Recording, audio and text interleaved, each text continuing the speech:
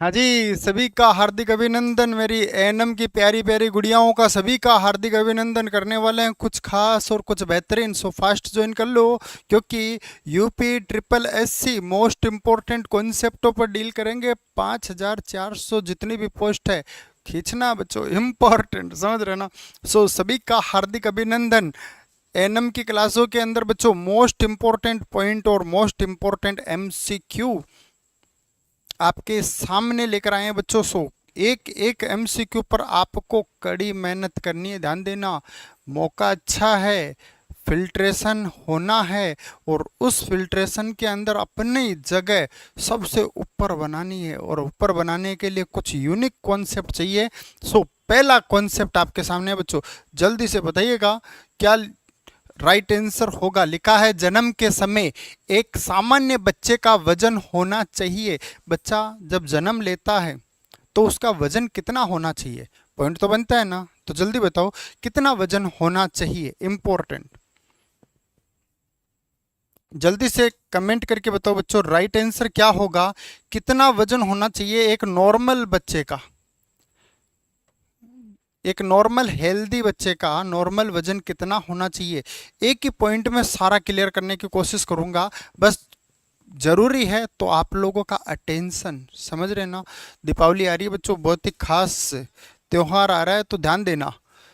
Point लिखा है बच्चों, जन्म के समय, किसके समय? जन्म के समय सामान्य बच्चे का वजन कितना होना चाहिए। तो ध्यान देना, जन्म को हम क्या बोलते हैं? बर्थ बोलते हैं ना।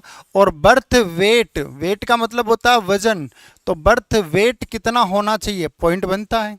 तो नॉर्मल की अगर बात करें तो नॉर्मल होता है 2.5, मतलब 2.5 किलो, है ना, से 3.5 kg। ये तो मैंने लिखा है किलोग्राम में। अगर आपके कॉन्सेप्ट आ जाता है ग्राम का, तो लिखना 2500 ग्राम से 3500 ग्राम।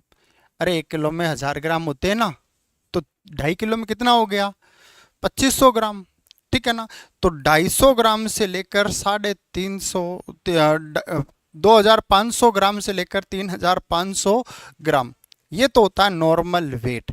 अच्छा, इससे कम हो, लेस देन 2.5 हो, तो इसको क्या बोलते हैं बच्चों? ये भी पॉइंट बनता है का अगर 2.5 किलो से कम हो तो क्या बोलते हैं? तब बोलेंगे अंडर वेट। क्या बोलेंगे? Under weight. इस कंडीशन में क्या बोलते हैं? अंडर वेट बोलते हैं, मतलब वजन जितना होना चाहिए उससे कम है, इसलिए हमने नाम दे दिया अंडर वेट। अब वजन तो बहुत सारा कम हो सकता है, जैसे 1.5 से कम है तो क्या बोलोगे? 1.5 किलो से भी कम हो तो इसको अंडरवेट बोल सकते हैं, और एलबीडब्ल्यू भी बोल सकते हैं। एलबीडब्ल्यू का मतलब होता है लो बर्थ वेट। पर अगर 1.5 किलो से भी कम है तो क्या बोलेंगे? वेरी लो बर्थ वेट, मतलब बहुत कम है भाई। वेरी लो, वेरी लो मतलब बहुत कम। बर्थ वेट, बर्थ वेट की जो जन्म का वजन है वो बहुत ज़्यादा कम है 1.5 किलो पर, ठीक है ना, अगर बच्चे का वजन हो तो। अब कोई कह दे कि ना जी 1 किलो से कम है, बताओ 1 kg से भी कम है, लेस देन 1 kg, कितना? 1 kg, इससे भी कम है तो क्या बोलेंगे? तब बोलेंगे EVLBW। क्या बोलेंगे? EVLBW। ई का मतलब होता है एक्सट्रीमली। क्या होता है? एक्सट्रीमली, मतलब एक्सट्रीमली। और वी का मतलब होता है वेरी, एल का मतलब लो, बी का मतलब बर्थ, डब्ल्यू का मतलब weight. Extremely very low birth weight मतलब बहुत ही ज़्यादा वजन कम हो, तब हम लगाते हैं ELBW। समझ गए ना? तीन कॉन्सेप्ट, तीनों मोस्ट इंपॉर्टेंट है, ठीक है। सो हमारा नॉर्मल आया, फिर आया LBW, उसके बाद आया VLBW, फिर आया EVLBW। वापस लिख दूं, यहाँ पर 1 किलो से कम, यहाँ पर कितने से कम है बच्चों? 1 kg से कम है, यहाँ पर 1.5 kg से कम है, और यहाँ पर 2.5 kg से कम है। इनको हम नाम देंगे low birth weight, very low birth weight, और extremely very low birth weight, ठीक है ना। ज़्यादा भी तो हो सकता है, डायबिटिक मदर होती है ना, तब ज़्यादा हो जाता है। तो ध्यान देना, 3.5 से 5 kg होता है, 5 kg होता है तो उस कंडीशन में क्या होगा, बच्चे का वजन मोस्टली कौन सी कंडीशन में देखने को मिलता है, तब डायबिटिक मदर की कंडीशन में। कौन सा में, डायबिटिक मदर। जो डायबिटिक मदर होती है ना, उसके बच्चा, जब उसका बच्चा है ना, उसका वजन आपको देखने को मिलेगा कितना, 2.5 किलो, 3.5 किलो से 5 किलो तक का बच्चा देखने को मिलेगा। पॉइंट समझ में आ रहा है? So important. अच्छा, ये तो हो गया एक नॉर्मल सी कहानी वजन की। पर बच्चा जब जन्म ले लेता है तब वजन भी तो बढ़ता है ना, बढ़ता है ना। हमने कहा नॉर्मल कितना होता है, नॉर्मल तो हमने कहा 2.5 kg से 3.5 kg। ये जो वजन है, इस वजन का 2 गुना कब हो जाता है, एग्जाम में पूछा जाएगा। 3 गुना कब हो जाता है, एग्जाम में पूछा जाएगा। 4 गुना कब होता है, पूछा जाएगा। 5 गुना कब होता है, पूछा जाएगा। ठीक है ना। तो डाई का डबल कितना होगा, तो डाई का डबल 5 kg से लेकर 7 kg कब होता है, 5 महीने की एज पर। 5 महीने की एज पर, 5 महीने की एज पर डबल हो जाता है, याद रखना। और ये 3 गुना है ना, ये एग्जाम में आता है।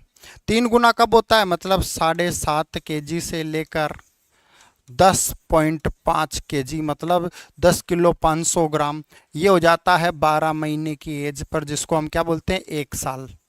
क्या बोलते हैं, 1 साल। 1 साल की एज पर बच्चों, 1 साल का बच्चा होता है ना, तब 3 गुना होता है, याद रखना। 5 महीने की एज पर 2 गुना होता है, और 2 साल की एज पर 4 गुना होता है, मतलब 10 kg से लेकर कितना, 14 kg का अगर बच्चा हो रहा है तो कितने महीने की एज पर होगा, 24 महीने की एज पर होगा, याद रखना। 24 महीने की एज पर, 24 महीने की एज पर कितना होगा, 24 महीने की एज पर 4 गुना वजन हो जाता है बर्थ का, जन्म का। ठीक है ना। 5 गुना कब होगा, 3 साल की एज पर, मतलब 12.5 kg से लेकर लगभग 17.5 kg, 17.5 किलो। ये कितने हैं, 36 महीने की एज पर, 36 महीने। अब 12 महीने मतलब 1 साल, 24 महीने मतलब 2 साल, 36 महीने मतलब 3 साल। ठीक है ना। ये स्क्रीनशॉट ले लो बच्चों, इंपॉर्टेंट है, याद रखना, ये जरूरी है। और इसका कॉन्सेप्ट एग्जाम के अंदर 100% आएगा बच्चों, फिर कह रहा हूं 100% आएगा। एक क्वेश्चन आपका यहां से बन रहा है, ध्यान देना। यहां पर राइट आंसर क्या बनेगा, 2.5 से 3.5 kg। बात समझ में आई? अरे आई का नहीं आई तो थम दिखा दो जल्दी से। बहुत ही बढ़िया, बहुत बढ़िया भाई, बहुत बढ़िया। लवली, कुमारी प्रिया, हिमांशी कमल, बहुत बढ़िया।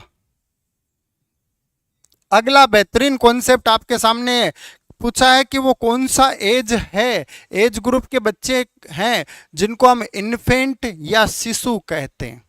आपको बताना है वो कौन सा एज ग्रुप के बच्चे हैं जिनको या तो हम इन्फेंट कहते हैं या फिर हम शिशु कहते हैं। बताइए जल्दी से। पूरी कहानी बताऊंगा, बस उस कहानी को कहानी के रूप में याद रखोगे ना तो इजी हो जाएगा। बात समझ रहे हो ना? बहुत बढ़िया,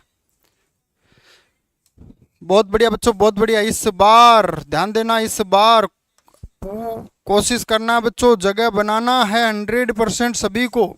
जितने भी योद्धाओं, जितना भी हमारी महाशक्तियां देख रही है, उन सभी को अपनी जगह बनानी है, समझ रहे हो ना। सो क्या होगा, तो भाई देखो स्टार्टिंग से स्टार्ट करते हैं, ठीक है ना। मैं बिल्कुल बेसिक से स्टार्ट कर रहा हूं, उसको समझना, ठीक है ना।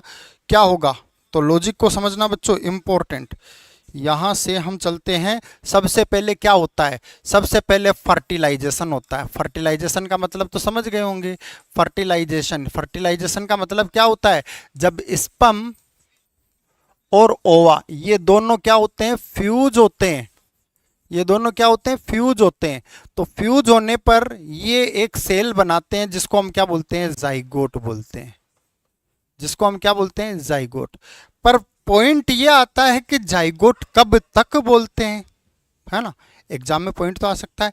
तो याद रखना, स्टार्टिंग के जो 2 वीक होते हैं, उन 2 वीक तक हम क्या बोलते हैं, जाइगोट बोलते हैं। ठीक है ना। जाइगोट केवल 2 वीक, अगर वीक में ना पूछा जाए तो याद रखना 14 डेज, 14 दिन तक आप क्या बोलोगे, तब तक आप बोलोगे जाइगोट। क्या बोलेंगे, जाइगोट। ठीक है ना। इसके बाद जब 14 डेज का ड्यूरेशन बड कम पूरा हो जाता है, उसके बाद ये कंडीशन आ जाती है किसके अंदर, एम्ब्रियोनिक पीरियड में। और एम्ब्रियोनिक पीरियड कब तक कहलाता है, एम्ब्रियोनिक पीरियड कब तक होता है, पॉइंट पूछा जाएगा, एम्ब्रियोनिक पीरियड कब तक होता है। तो यहाँ पर एम्ब्रियोनिक पीरियड के लिए याद रखना बच्चों, 14 दिन से खत्म हुआ ना, तो 3 वीक से लेकर 8 वीक तक का समय लगता है।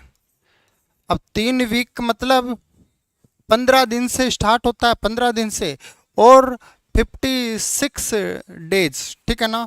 यहाँ पर लिखना चाहो तो लिख सकते हो 15 डेज से लेकर 56 डेज तक। जब ये ड्यूरेशन पूरा कर लेता है तो इस ड्यूरेशन के बाद में ये साइकिल जगह बनाता है बच्चों, कहाँ जगह बनाएगा, तो ध्यान देना उसके बाद आता है ये फीटस के अंदर। कहाँ पर, फीटस के अंदर। और हम फीटस कब तक बोलेंगे, पॉइंट बनता है, सुनिएगा ध्यान से, फीटस कब तक बोलेंगे, तो फीटस हम बोलेंगे 9 मंथ से लेकर टिल 9 मंथ से लेकर टिल बर्थ तक, टिल बर्थ मतलब जन्म होने तक। 9 मंथ से लेकर नहीं बच्चों, 9 वीक होगा ना, 9 वीक से लेकर, 9 वीक्स से लेकर कब तक, 9 वीक से लेकर टिल बर्थ तक, जब तक कि बच्चे का जन्म हो रहा है तब तक का टोटल ड्यूरेशन कहलाता है, क्या कहलाएगा, फीटस कहलाता है। बात समझ में आई। 9 वीक से लेकर टिल बर्थ तक का टोटल ड्यूरेशन को हम क्या बोलते हैं, उसको हम बोलते हैं फीटस। अब जन्म हो जाता है बच्चे का तब क्या कहलाता है, आफ्टर बर्थ, आफ्टर बर्थ।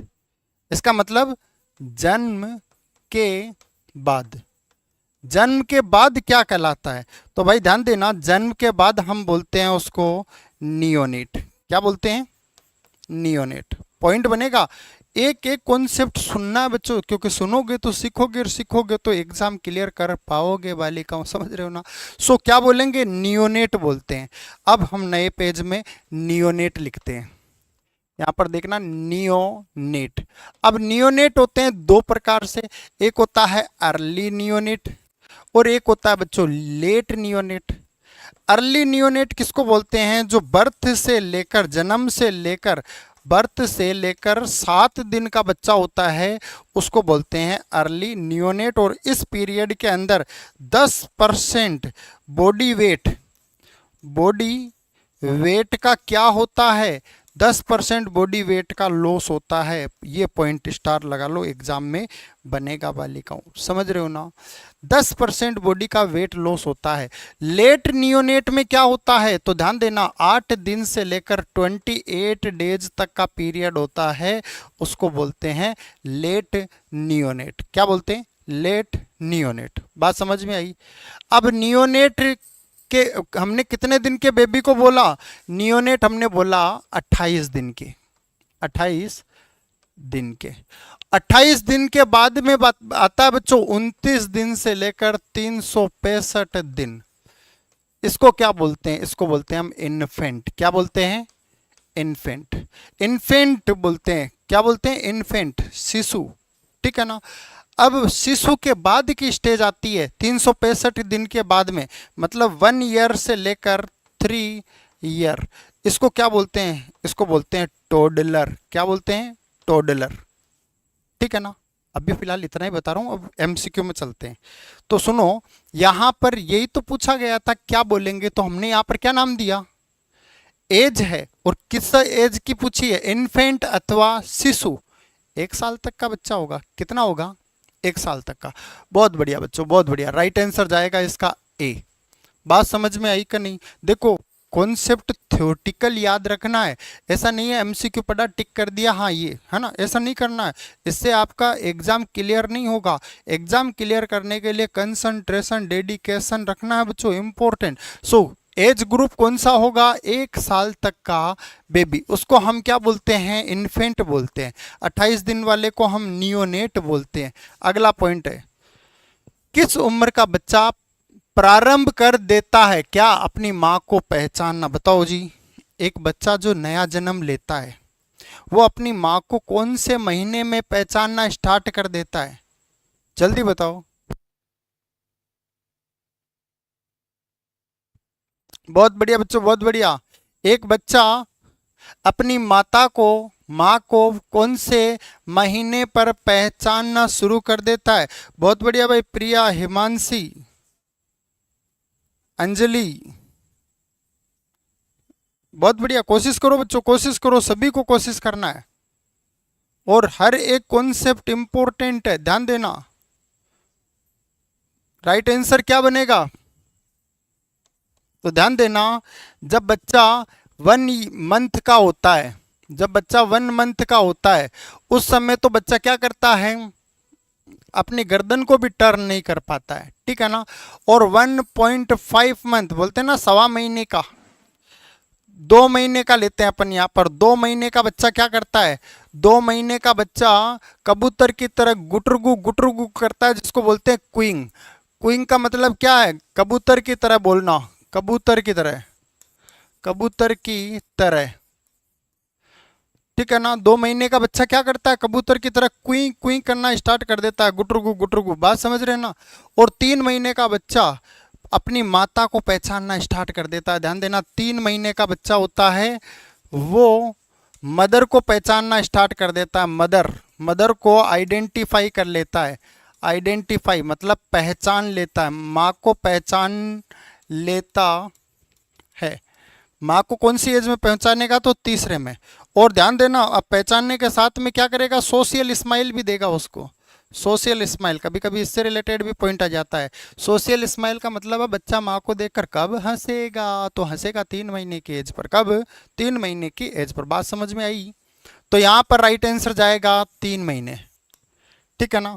यहाँ पर एक और अच्छी चीज लिखी है, राइट आंसर तो हमारा ये हो गया, ये तो हो गया आंसर। यहाँ पर एक 6 महीने लिखा है, मोस्ट इंपॉर्टेंट। दांत का आना स्टार्ट हो जाता है बच्चे के अंदर 6 महीने की एज पर, ठीक है ना। आगे बताऊंगा फिलहाल इसको, पर एक बार देख लो। जो टीथ होते हैं ना, वो एक टेम्परेरी टीथ होते हैं, टेम्परेरी।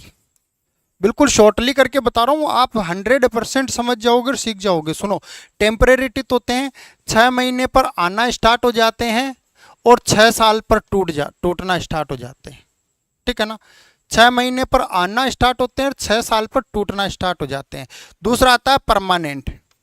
परमानेंट, परमानेंट दांत होते हैं ना, वो 6 साल पर आना स्टार्ट होते हैं और 12 साल पर आकर कंप्लीट हो जाते हैं, मतलब सारे दांत आ जाते हैं। एक विजडम, अकल डांट को छोड़ दो, बाकी सारे आ जाते हैं। समझ रहे हो ना? वो तो फिर अकल आएगी तब आएगा ना। अरे समझ रहे हो, अकल कब आती है? 20 साल के बाद ही तो आती है। तो अकल डांट कब आएगी? जब अकल आ जाएगी। बात समझ में आ रही ना? तो ध्यान देना, यहाँ पर टेम्परेरी टीथ है, वो 6 महीने की एज पर आना स्टार्ट हो जाते हैं, बच्चे के दांत निकलना स्टार्ट हो जाते हैं और 6 साल तक लगभग दूध के दांत सारे आ जाते हैं और फिर टूटना स्टार्ट हो जाते हैं। और यहाँ पर परमानेंट है, वो 6 साल की एज पर आना स्टार्ट करते हैं। जब ये टूटेंगे तभी तो ये आएगा। अब ये आना स्टार्ट कर देते हैं और ये पूरे कब आ जाते हैं? 12 साल की एज तक। क्लियर है ना? Most important. तो यहाँ पर राइट आंसर हो गया बी। अगला क्वेश्चन आ जाओ भाई, महत्वपूर्ण है। 9 महीने की उम्र पर बच्चे को विटामिन ए के घोल की कितनी खुराक दी जाती है? बच्चों इंपॉर्टेंट है, कितनी खुराक हम देंगे बच्चे को विटामिन किसकी? विटामिन ए की। विटामिन ए जो एक प्रकार का फैट सोल्यूबल विटामिन है, फैट सोल्यूबल विटामिन है। तो आपको बताना है कितनी खुराक दोगे विटामिन ए की बच्चे को 9 महीने की एज पर। और ये बताएं, ये विटामिन ए प्रोफाइलेक्सिस प्रोग्राम के अंडर हम उसको ये विटामिन ए की खुराक देते हैं, है ना। प्रोफाइलेक्सिस रोकथाम के लिए एक टाइम ऐसा था जब लोग ब्लाइंड हो जाते थे, बच्चे जन्म लेते थे और थोड़े टाइम में उनकी आंखें कमज़ोर हो जाती थी। तो भाई इस चीज़ को रोकने के लिए जो फैमिली हेल्थ वेलफेयर प्रोग्राम चलते हैं उसी के अंदर, है ना, MOHFW, मिनिस्ट्री ऑफ, है ना, तो वहाँ से vitamin A prophylaxis programme start हुआ ब्लाइंडनेस के लिए। ब्लाइंडनेस का मतलब है रात को दिखाई नहीं देना, समझ रहे हो ना, उसको रोकने के लिए एक प्रोग्राम स्टार्ट किया था। और ये प्रोग्राम है ना, इस प्रोग्राम के अंदर विटामिन ए की खुराक दी जाती है 5 साल की एज तक। कितने साल तक? 5 साल की एज तक। अब सुनो इसके बारे में। पहली खुराक दी जाती है 9 मंथ पर, पहली खुराक दी जाती है 9 महीने की एज पर कितनी देते हैं? पॉइंट बनता है। तो 1 लाख। कितनी? 1 लाख। आईयू का मतलब होता है इंटरनेशनल यूनिट। आईयू का मतलब क्या है? आईयू का मतलब याद रखना, इंटरनेशनल यूनिट। आयु का मतलब होता है इंटरनेशनल यूनिट। 1 लाख खुराक देते हैं। दूसरा, 18 महीने की एज पर कितना देते हैं? 18 महीने के एज पर 1 लाख से 2 लाख हो जाएगा इंटरनेशनल यूनिट। और अब 18 महीने की एज के बाद हर 6 महीने के गैप पर, जैसे 6 के बाद इसमें 18 में 6 जोड़ेंगे तो 24, 6 जोड़ा 30, फिर 6 जोड़ा 36, फिर 6 42, फिर 6 48, फिर 6 54, फिर 6 60। 60 का मतलब 5 साल पूरे। मतलब इन सारे महीने के अंदर कितनी यूनिट देंगे हम? 2 लाख इंटरनेशनल यूनिट। कितना? 2 लाख इंटरनेशनल यूनिट। बालिकाओं समझ में आया कि नहीं आया? कमेंट करके बताओ जल्दी से, फास्ट, जल्दी से कमेंट करके बताओ। बड़ा छोटा सा होता है, 1 लाख देंगे, है ना? तो ध्यान देना, बच्चा 9 महीने की एज पर होता है तब भी लाखों डोज के रूप में इंटरनेशनल यूनिट लेता है। और इसका बेसिक कारण क्या है? इसका बेसिक कारण था ब्लाइंडनेस को कंट्रोल करना। क्या था? Blindness control. ब्लाइंडनेस को कंट्रोल करना इसका बेसिक टारगेट था बच्चों। इंपॉर्टेंट, समझ गए ना? तो यहां पर भाई हमारा राइट आंसर बन गया 1 lakh international unit. A is the correct, A सही जवाब है। अरे बालिकाओं समझ में आया? हाँ, बहुत बढ़िया। अगला क्वेश्चन चलो। अगला लिखा, बच्चे में सेरिब्रल पाल्सी का कारण है। क्या कारण हो सकता है बताओ? सेरिब्रल पाल्सी का, सेरिब्रल पाल्सी का कारण क्या हो सकता है? पहला, सिर में चोट लगना। दूसरा, दिमाग में ऑक्सीजन की सप्लाई का कम हो जाना। तीसरा, अपरिपक्व बच्चे का जन्म होना। और चौथा में लिखा उपरोक्त सभी। राइट आंसर आपके अनुसार क्या होगा? जल्दी से बताइएगा। इंपॉर्टेंट कॉन्सेप्ट बड़ा खास, बालिकाओं कॉन्सेप्ट बड़ा खास। और ध्यान देना, एग्जाम में जगह बनाने के लिए कॉन्सेप्टों को मजबूत करना जरूरी है। राइट आंसर क्या होगा भाई? सेरिब्रल। सेरिब्रल पता है किसको बोलते हैं? ये खोपड़ी है ना, इस खोपड़ी के अंदर जो भी मास है, मास किससे रिलेटेड? ब्रेन से रिलेटेड, उसको हम सेरिब्रल बोलते हैं। क्या बोलते हैं? सेरिब्रल। ठीक है ना? तो जो हमारा सेरिब्रल होता है ना, वो इस तरीके का होता है, सेरिब्रम। इसको क्या बोलते हैं? सेरिब्रम। और सेरिब्रम से ही बना सेरिब्रल। ठीक है ना? तो दोनों एक ही चीज है, कोई अलग नहीं है। ठीक है ना? अब कभी भी इसके अंदर कोई ट्रॉमा होता है, क्या होता है? ट्रॉमा होता है। अब ट्रॉमा होगा, इंजरी होगा तो ये डैमेज होगा। क्या होगा? ये डैमेज होगा। और डैमेज होगा तो भाई यहाँ पर पाल्सी होने का, पाल्सी का मतलब है पैरालाइसिस। पाल्सी का मतलब क्या है? पैरालाइसिस होगा ना। पाल्सी का मतलब जनरली पैरालाइसिस से होगा। तो चोट लगने पर भी पैरालाइसिस हो सकता है, ऑक्सीजन नहीं मिलेगी ब्रेन को तब भी हो सकता है, और अगर बच्चा पूरी तरीके से परिपक्व नहीं होता तब भी हो सकता है। मतलब राइट आंसर जाएगा ऑल ऑफ सभी, है ना? मतलब उपरोक्त में से सभी। समझ गए ना? सारे कारण बनते हैं। सेरिब्रल पाल्सी का मतलब ब्रेन का डैमेज होना, और ब्रेन डैमेज होगा तो लकवा तो आ सकता है ना। आपको सोचना है वहां पर बैठकर, कहाँ अगर ऐसा होता है तो ऐसा हो सकता है। इसको बोलते हैं आशंकाएं जगाना। जब आप आशंकाएं लगाते हैं ना तो डेफिनेटली टारगेट निकल ही जाता है। समझ रहे हो ना? टारगेट पकड़ लिया जाता है। अगला कॉन्सेप्ट सुनो। ईसीजी का उपयोग किया जाता है, बताओ किसके लिए करते हैं? ईईजी का, ईसीजी नहीं है, ईसी एक होता है, ईईजी एक होता है, ईसीजी एक होता है, ईएमजी। ये 3 मोस्ट इंपॉर्टेंट जांचें होती है। आपको पहले बताना है ईईजी का उपयोग किस लिए किया जाता है। पहला लिखा हृदय की संरचना का अध्ययन के लिए। हम हार्ट की स्ट्रक्चर की स्टडी करना हो तो उसके लिए करेंगे क्या? दूसरा लिखा है न्यूरोलॉजिकल समस्याओं का पता लगाने के लिए, ब्रेन के अंदर कोई न्यूरोलॉजिकल समस्या है तो उसका पता लगाने के लिए। तीसरा लिखा है श्वसन संबंधित समस्याओं का पता लगाने के लिए। और चौथा लिखा है किडनी की संरचना के अध्ययन हेतु। राइट आंसर क्या होगा आपके अनुसार? क्या जाएगा? जल्दी बताओ भाई। बहुत बढ़िया अंजलि। हिमांशी, सोनी, बहुत बढ़िया, प्रिया, शशि प्रभा, बहुत बढ़िया बेटा, प्रीति प्रजापति, बहुत बढ़िया, वेल परफॉर्मेंस। तो क्या होगा बालिकाओं आपके अनुसार? तो ध्यान देना, ईईजी, पहले तो इसका मतलब देखो, ईईजी, ई का मतलब इलेक्ट्रो, ई का मतलब एनसेफेलो, सेफेलो का मतलब ब्रेन, एनसेफेलो, जी का मतलब ग्राफी, इलेक्ट्रो एनसेफेलोग्राफी। एनसेफेलोग्राफी मतलब इससे हम ब्रेन से रिलेटेड अबनॉर्मलिटी का पता लगाते हैं। जब हम ईईजी करते हैं ना, तो वेव होती है हमारे ब्रेन के अंदर। तुम लोगों ने कभी महसूस किया हो, पिल्लों पर हम जब अपनी सर को रखते हैं ना, तो हमारा सर बिल्कुल ऐसा नहीं होता कि स्टेबल हो जाता है जैसे हमने पत्थर रखा हो, ऐसा नहीं रहता।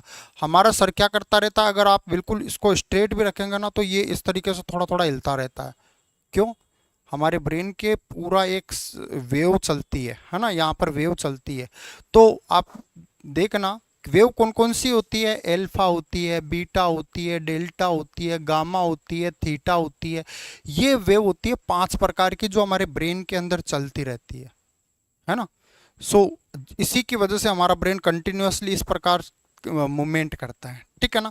तो ध्यान देना, ये न्यूरोलॉजिकल समस्याओं का पता लगाने के लिए हम करते हैं ईईजी। क्या करते हैं? ईईजी। बात समझ में आई?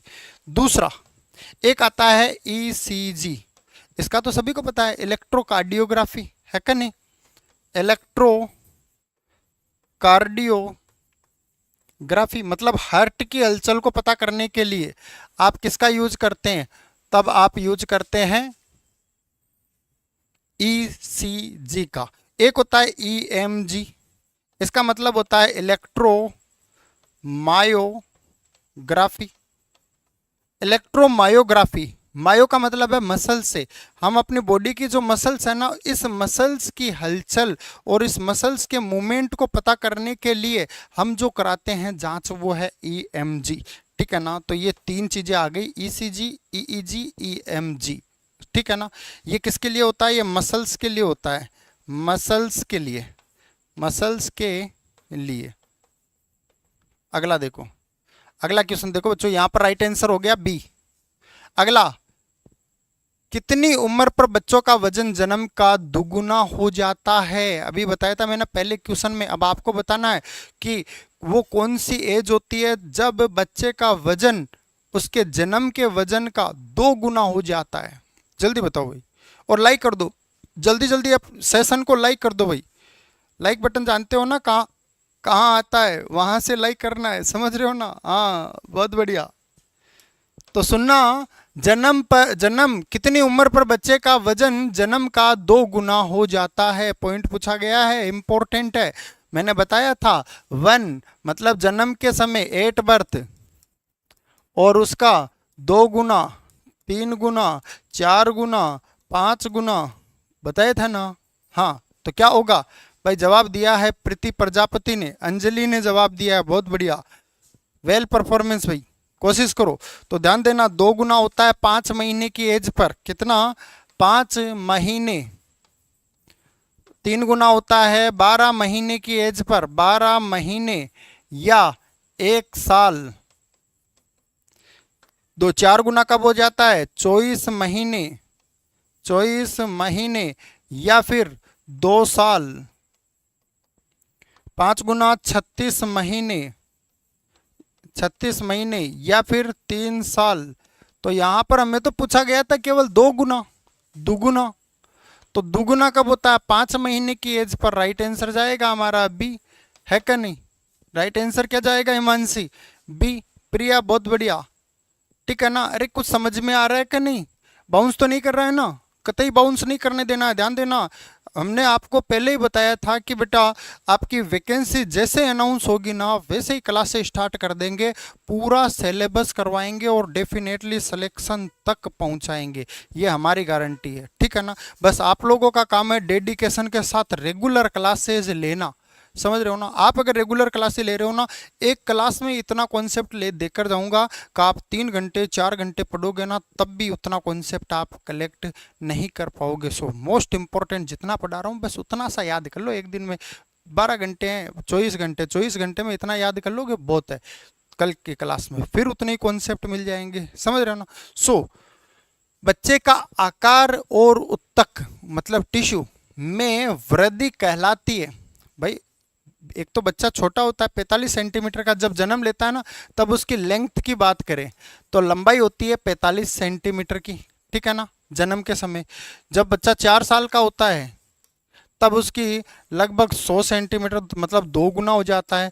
जब बच्चा 13 साल का होता है तब उसकी लंबाई लगभग 3 गुना हो जाती है, मतलब 150 सेंटीमीटर तक हो जाती है क्या नहीं। 45 से 50 सेंटीमीटर होता है ना जन्म के समय, तो 3 गुना हो जाएगा तो 150 सेंटीमीटर तक हो गया। तो भाई बच्चे का क्या हुआ, छोटे से बड़ा हो गया बच्चा। इसको क्या बोलते हैं, पहला लिखा है ग्रोथ, दूसरा मैच्योरेशन, तीसरा डेवलपमेंट और चौथा प्रोग्रेस। प्रोग्रेस कार्ड तो स्कूलों में देते हैं जी, प्रोग्रेस तो नहीं बोलेंगे, बोलेंगे का नहीं ना। हाँ तो बताओ जल्दी से क्या होगा, क्या बोलोगे, ग्रोथ बोलोगे, मैच्योरेशन बोलोगे, डेवलपमेंट बोलोगे या फिर प्रोग्रेस बोलोगे। बहुत बढ़िया भाई, प्रिया ने जवाब दिया ग्रोथ, शशि ने जवाब दिया ए, हिमांशी ए। बहुत बढ़िया, सभी का जवाब एक की तरफ पलड़ा ज्यादा भारी है भाई, ध्यान देना। तो यहां पर हम क्या बोलेंगे, ग्रोथ बोलेंगे। अच्छा ग्रोथ किसको बोलते हैं, जब सेल या टिश्यू इसकी साइज में क्या हो, इसकी साइज बढ़े तो इसको हम बोलते हैं ग्रोथ। समझ रहे हो ना क्या, जब सेल और टिश्यू इनकी साइज बढ़ती है तो हम क्या बोलते हैं, ग्रोथ बोलते हैं। इतना समझ लो, ठीक है ना। कोई चीज इतनी थी पर आज वो इतनी बड़ी हो गई, इसका मतलब उसमें ग्रोथ हो गई। क्या हो गई, ग्रोथ हो गई, ठीक है ना।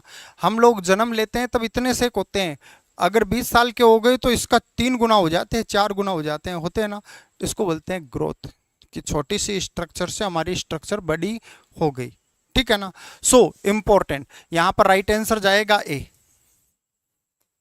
ग्रोथ का मतलब है सेल और मास, बॉडी का जो मास होता है ना उस मास के अंदर बढ़ोतरी। सो आज की क्लास में इतना ही बालिकाओं, मिलते हैं कल एक और नई क्लास के साथ में। क्लास को लाइक और अपने दोस्तों के संग शेयर करना कतई ना भूलिएगा। अरे अपने व्हाट्सएप वाली दीदियों को भेज दो भाई, क्लास को अपने साथियों अपने क्लासमेट के साथ में शेयर कर दो। आज इतना ही, मिलते हैं कल एक और नई क्लास के साथ में। Thank you, love you, good night all, Radhe Radhe.